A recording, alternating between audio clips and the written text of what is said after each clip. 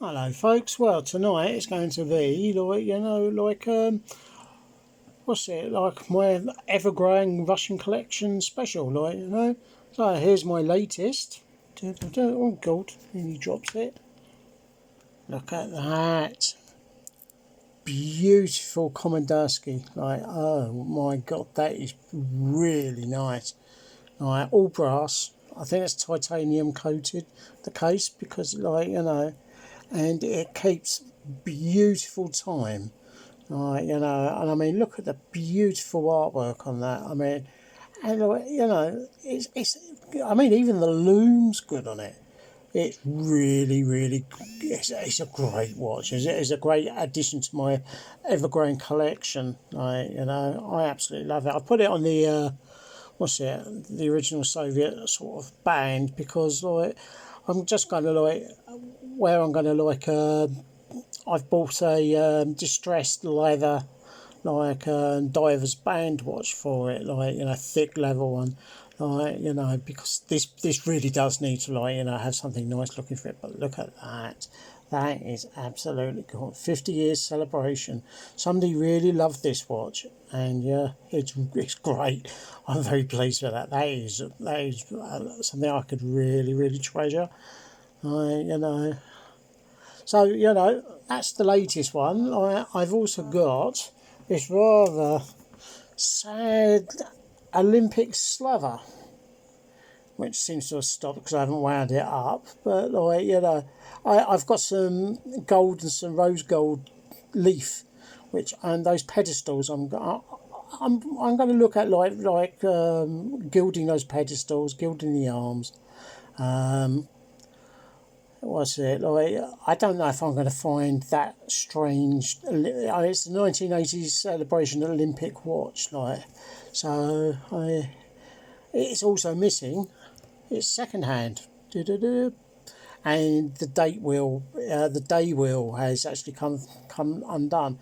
But if you look here, it's actually got a date trigger that actually makes the actual date of the month cycle through, and it keeps where it is. If it's if you've got it set, say afternoon 1 o'clock, it will not trigger it so that it when the date changes over at midnight, it will automatically trigger it. But if you was to do it in the period after midnight, it won't at the next midday. So it seems to remember a 24-hour period. Here's a very unusual one. It's the first time I've shown this one. This is apparently this is something to do with some sort of science fair award in Russia. It's tooled leather. It's very thin and old leather as well.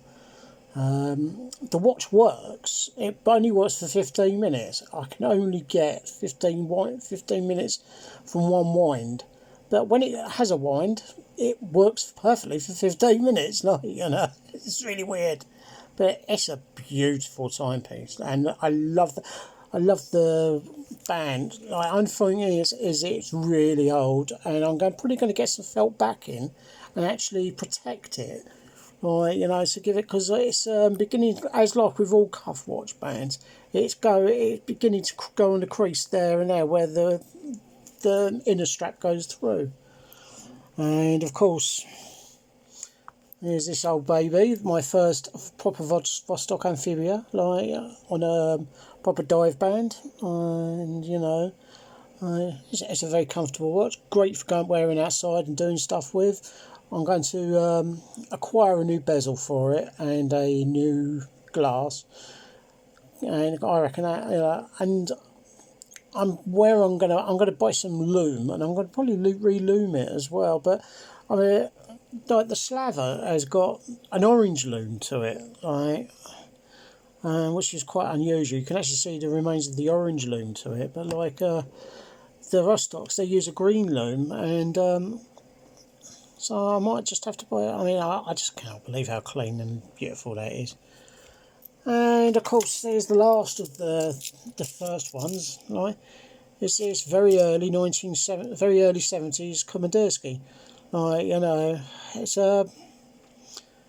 I've got a replacement dial coming from that, which is immaculate. It's new old stock, like, so that should be great. The only thing is that it is very, very poor timekeeping, and I'm not sure whether I'm going to actually carry on and disassemble that, or just acquire another 2234 Soviet Union movement for it, just to bring it back to life, sort of thing. I've put this amphibious bracelet onto it,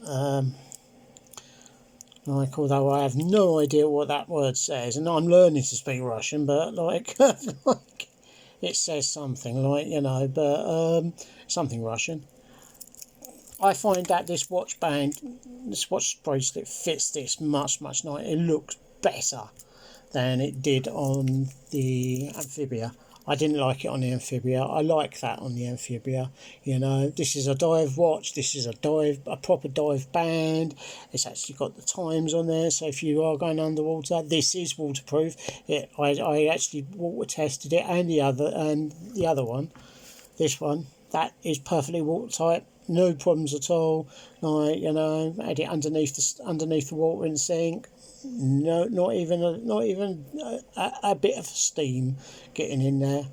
And somebody has said to me that this may be a Generalskie, right, which is a kind of a very small selection of Vostoks that were made. Like, they had amphibias, and they had Neptunes, which were amphibias, and they also had Admiralskis and Generalskies, which were Komandirskies, and these were designed to attract the attention of the elite armed forces in Russia.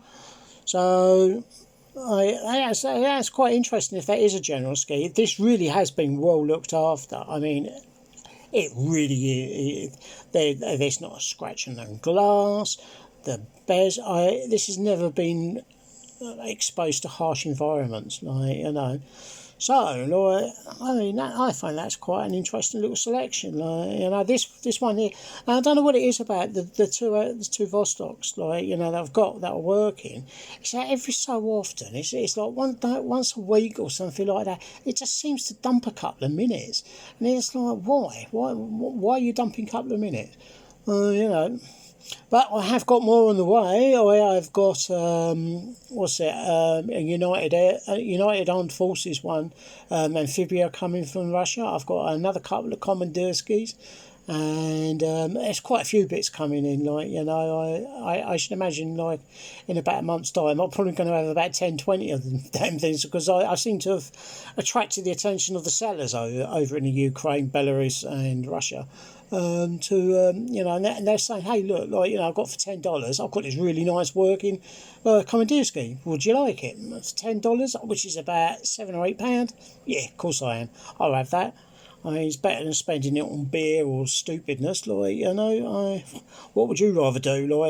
Have something nice like this that you can treasure and look after and give you some good, good appreciation, or just drink a pint of beer and just wee it down the toilet, and that's the end of it.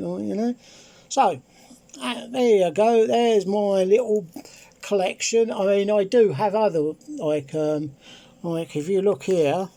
That there, that is a very, very early Vostok. That's a 1948 in there, and in there it is a early 1950s Vostok movements. So that's the balance assembly on there, which is all complete supplies, surprisingly. That is incredibly old. And I don't know if I'm going to have the skill to get those working again. But I have no idea why it's not working. Well, this one's because the balance screw was missing. So, but this is very, very old. These movements can be found for pennies on eBay if you know where to look. So, if you fancy practicing working on small mechanical devices, then pick yourself up a 10-pack of Vostok was it 2209 or something like that movements, and you should have enough parts there to make good five good movements, which you can then use to put into stuff like this. This one here is a Pobeda, that's actually that is quite what they used to call Russia's Rolex. I think Vostoks as well could be classed as that, because they are good quality for what they do. I mean, that Komandirskie is more of an officer's dress watch than anything else. So I mean, it's stopped again because there's no wind. I've let that one wind down because that really is in desperate need of something. So yeah, will that work again? I've got the case for it. I've got the octagonal 1948 case for it as well, but I haven't got a case back, which is a shame. But you never know. This one just needs the mainspring sorted out and a new glass. I mean, sourcing the glass is going to be a problem because it's still very old. And this one here, Slava. Finding a new dial for that is going to be great fun, and a second hand. Surprisingly enough, the actual watch itself is in very good condition, and it does keep absolutely spot on time. That gave me 30 hours from wine to run out, and it kept time right up to the very end when it stopped. I mean, these mechanisms are brilliant. So I've got to that amphibia. I do have to adjust. I knocked it back a little bit on the advanced retard, and I probably knocked it back a little bit too much because it's now running it's losing about a minute and a half a day. So I've just got to nitch it forward just a fraction, and that'll be it. It'll be spot on. Anyway, that's enough of me and washing Russian watches. I will see you next time.